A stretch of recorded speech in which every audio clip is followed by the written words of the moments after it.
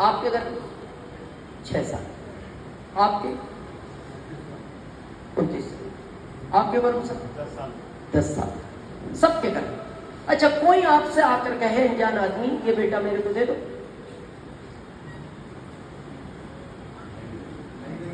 नहीं दोगे? क्यों नहीं दोगे? आपका इसलिए नहीं दोगे, कोई कंफ्यूजन है आप डाउट मत करो, आप कहिए, आप भी जानते हैं, हम भी जानते हैं। प्रश्न यह है देंगे क्यों नहीं? इसके 3 कारण है, हम बताएं, आप कंफ्यूज हो जाओगे। पहला, जिसको आप जानते नहीं बेटा कैसे दे दोगे? अपना बच्चा कैसे दे दोगे जिसको आप जानते नहीं? दूसरा, क्या वो आपकी तरह पालेगा, ये क्या गारंटी है? तीसरा, आपका उससे इमोशनल अटैचमेंट जुड़ा हुआ है। जितने दिन बच्चा आपके साथ रहेगा आपका प्यार बढ़ता रहेगा। देखना, कुछ अप्रिय घटनाएं 6 महीने में घट जाती हैं, माता पिता 2 साल बाद उस सदमे से बाहर आ जाते हैं। कोई अप्रिय घटना 6 साल के बच्चे के साथ घटती है, आप सुनते हो, वो खेलते खेलते पानी में चला गया और नहीं बचा, वो माता पिता लगभग 10-12 साल के बाद उस सदमे से बाहर आ जाते हैं। लेकिन एक अप्रिय घटना ऐसी घटती है, एक ही बच्चा था, 28 साल का, बाइक से जा रहा था, अनकंट्रोल ट्रक था और बच्चा नहीं बचा। माता पिता जब तक जिंदा रहते उस सदमे से बाहर नहीं निकलते। यानी जितने दिन बच्चा साथ रहेगा आपका इमोशनल अटैचमेंट दिखता है। आप इसलिए नहीं दोगे, आपको उससे प्यार है। अब अगला प्रश्न, जिस बच्ची से आपकी शादी हुई है, जिस लड़की से आपकी शादी हुई है, इसको भी तो किसी ने 20 साल पाला था।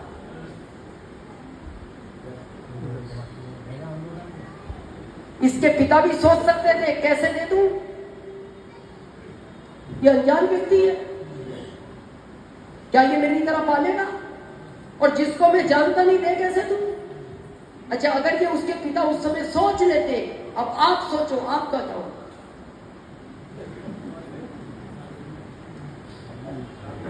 शादी में आप ही नहीं होते, क्योंकि आपकी मां को भी तो कोई नहीं देता, वो तो कोई देता ही नहीं फिर। यानी उस पिता ने ये सोचकर आपको वो बच्ची दी, ये मेरे से ज्यादा अच्छा पालेगा, मेरे से ज्यादा ध्यान रखेगा। तो अब यहां पति की जिम्मेदारी ये बनती है, बड़े ध्यान से सुनना पुरुष वर्ग, पत्नी की आंख में कभी भी पति की वजह से आंसू नहीं आना चाहिए। जिस घर में पत्नी की आंख में आंसू आता है पति की वजह से, उस घर के अंदर लक्ष्मी कभी निवास नहीं करती, लक्ष्मी वहां से आउट हो जाती है, कभी भी आती। ये फर्ज है हमारा। पत्नी को कार चाहिए दिलाओ, घर चाहिए बनवाओ, गहने चाहिए दिलाओ। अब हम क्या बोलते हैं, महंगाई बहुत है, क्या करेंगे? अरे क्या करेंगे, शादी क्यों करी? उस समय मना कर देता, मैं इसका लालन पोषण नहीं कर सकता। ये जिम्मेदारी का मामला है। दूसरी जिम्मेदारी, जिन बच्चों को इस दुनिया में लाए हो, ये आपके हाथ का कंट्रोल था। अलीगढ़ वालों 4 पाल सकते थे, 4 लाने थे, 2 पाल सकते थे, 2 लाने थे, 1 पाल सकते थे, 1 लाना था, नहीं पाल सकते थे, नहीं लाना था। और अब लोग पता क्या बोलते, क्या करें भाई साहब, महंगाई बहुत है, फीस कौन भरेगा? अरे फीस नहीं भरेगा घर में, इनको क्यों भरा? आसमान से गिर गए। आज बहुत सारे लोग हमसे पूछते हैं, कई बार जब हम फ्लाइट में सफर करते हैं या राजधानी में, ट्रेन में, तो लोग पास में पूछते, भाई साहब और फैमिली में कौन कौन है? हम बोलते हैं जी एक ही बेटा है। एक ही? हाँ एक ही क्यों? अरे एक ही है तो एक ही है यार, अब क्या करेंगे?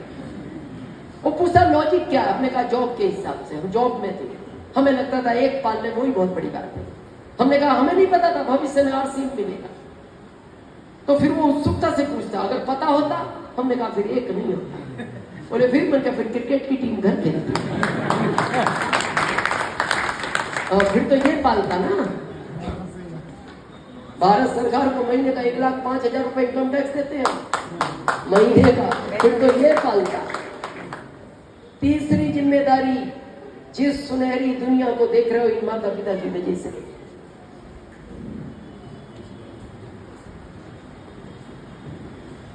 इनको जो चाहिए वो दिलाओ। अगर ये कहे मेरे को दुनिया घूमनी है, आपकी जिम्मेदारी है। ये कहते हैं मेरा उस हॉस्पिटल में इलाज कराना है, आपकी जिम्मेदारी है।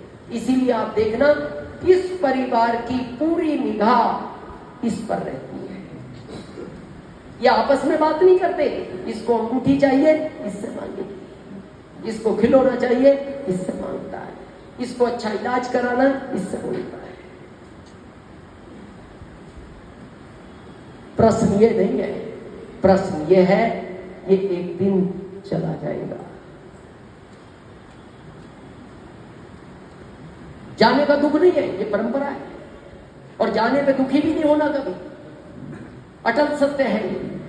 दुख इस बात का है पिता जिंदे हैं और बेटा चला गया, दुख इस बात का होता है। बेटे को कभी भी पिता के पहले नहीं जाना चाहिए, उस पिता से वो दर्द कभी सहन नहीं होता। पिता दुनिया की सारी तकलीफ सहन कर सकता है, ये तकलीफ पिता कभी सहन नहीं कर पाता जब उसका बेटा दुनिया में उसके पहले चला जाता है। और ये आज सबसे ज्यादा स्थिति है, क्योंकि कमाने वाला ये भागता, ये एक्सीडेंट इसके साथ में, पिता तो घर में बैठे, उनके साथ कुछ नहीं होगा, बच्चे घर में, पत्नी घर में। 12 तारीख की वो घटना, अहमदाबाद का वो प्लेन क्रैश हुआ, वो वीडियो जिसने भी देखी होगी ना, शायद 2 दिन भूख नहीं लगी होगी। अंतिम संस्कार भी लोग ये सोच कर नहीं कर पाए ये मेरे परिवार का व्यक्ति है, पहचान नहीं पड़े।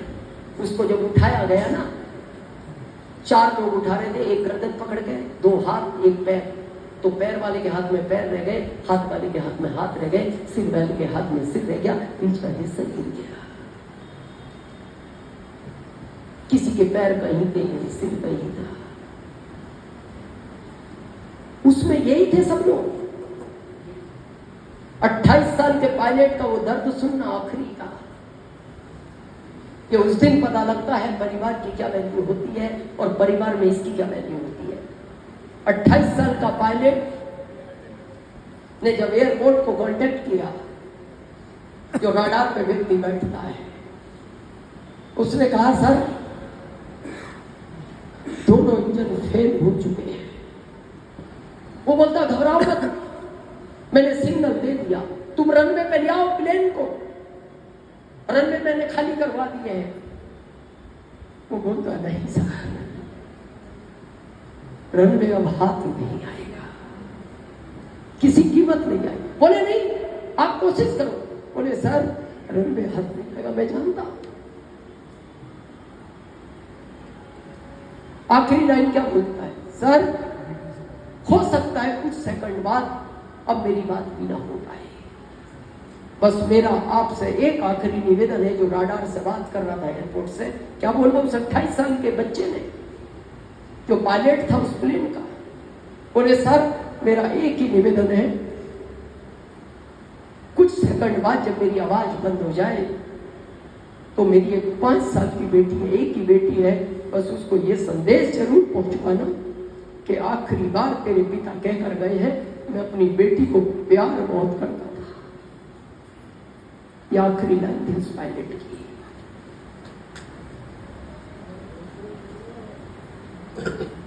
जो लोग कहते हैं ना आरसीएम को सीरियस नहीं लेते, बस एक प्रश्न है आखिरी, फिर हम मीटिंग एंड करेंगे।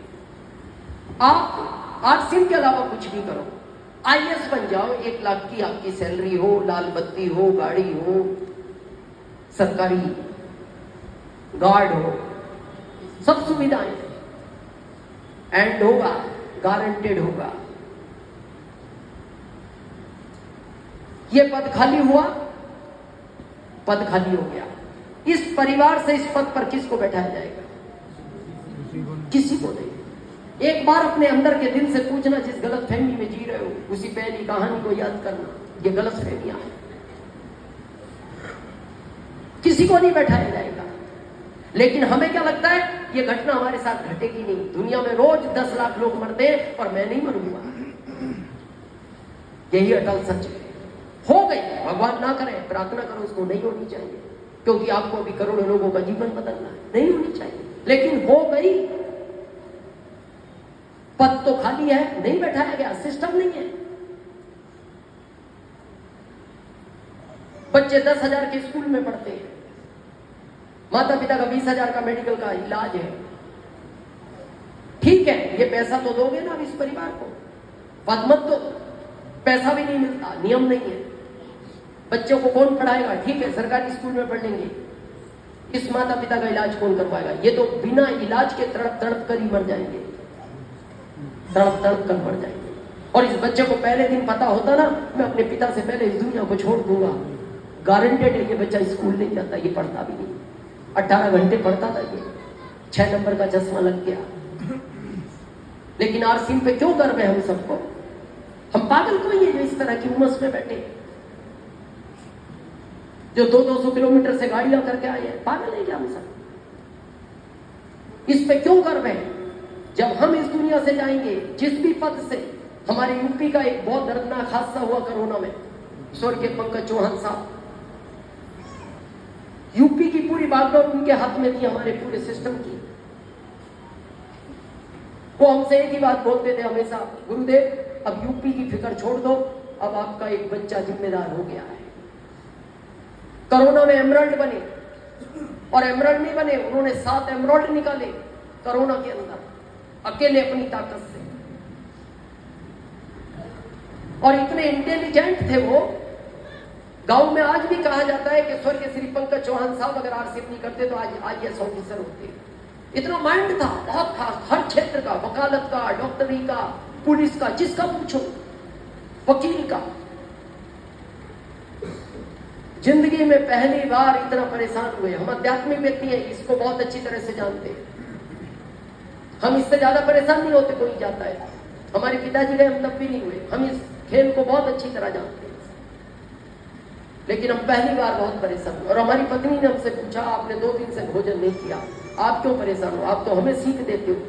तो हमने पता क्या कहा, हम इसलिए परेशान नहीं है, स्वर्गीय श्री चौहान साहब नहीं है, हम इसलिए परेशान है, बच्चे की उम्र जाने की नहीं थी। 33 साल का बच्चा था वो, 33 ईयर, ये जाने की उम्र है, 50 साल और जीना है। पत्नी की उम्र 30 साल थी उस समय।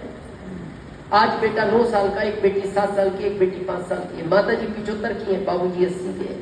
अब देखो, पिता है, बेटा चला गया। एमरल्ड बने, उस महीने का चेक था उनका टीडीएस काट के 1,63,000 का, चले गए। पद ये भी खाली हो गया, पद ये भी खाली होता। अगर स्वर्गीय चौहान साहब यहां नहीं होते तो यहां होते। आईएएस बनने से उन्हें कोई रोक नहीं सकता था। आज भी पूरा गांव बोलता है, जोधपुर बोलता है।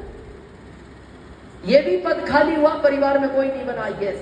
ये भी पद खाली हुआ, 1 महीने बाद कंपनी का फोन जाता है, ममता नाम है इनकी पत्नी का, बोले मैम बहुत दुख का विषय, इस अभियान का एक बड़ा सिपाही हमने खो दिया, लेकिन आप चिंता मत करो, आरसीएम आपके साथ है। आप अभी अपने आप को संभालो, बच्चों को संभालो, क्योंकि उम्र नहीं है, अपने माता पिता को देखो।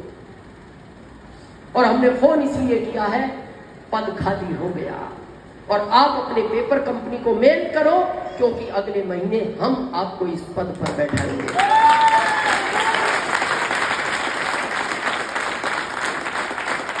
और आज ममता चौहान आरसीएम की एमरल्ड है, और बहुत जल्दी स्टार एमरल्ड बनने वाली है। जब वो जिंदा थे, आरसीएम उनको लाभांश भेजता था महीने का 1,63,000, और अब भेजता है 2,25,000 हर महीने उनकी। ये कारण। अब आखिरी जवाब, जिनके पास अभी भी इस प्रश्न का उत्तर नहीं है, मैं आरसीएम क्यों करूं, घर जाना। इस परिवार में अगर पूरे परिवार को प्यार करते हो तो पूरे परिवार को देखना, इनमें से किसी को ज्यादा प्यार करते हो तो उसको देखना। पत्नी को ज्यादा प्यार करते हो तो आज उसकी आंखों में आंख डाल के देखना और महसूस करना, मेरे जाने के बाद ये किससे अंगूठी मांगेगी। आप देखना, पत्नी कभी भी सास ससुर को नहीं बोलती, उसको कुछ सामान लाना होता है ना, वो धीरे से पति से बोलती है, आपको अगर इस महीने कोई तकलीफ ना हो तो मेरे को ये सामान लाना था। यहां से जाओ, इस छोटे बच्चे की आंख में आंख डाल के देखना, ये आपके बाद किससे खिलौना मांगेगा। जब यहां से जाओ, इन बूढ़े माँ बाप की उन आंखों में आंख डाल के देखना, ये आपके बाद इनका इलाज कौन करवाएगा। और अगर उत्तर मिल जाए क्यों का कि मेरे बाद इस परिवार को स्वर्गीय श्री चौहान साहब की तरह जरूरत है, इसको कभी छोड़ना मत। ग्रोथ के साथ हर महीने रूपांतरण यात्रा में सम्मानित करवाना है अपनी टीम को, और आपका दिल और आत्मा दबाई ना दे, आप इसको नहीं करना। आपने हम सबको सुना, इसके लिए हम आपके बहुत बहुत आभारी हैं। धन्यवाद।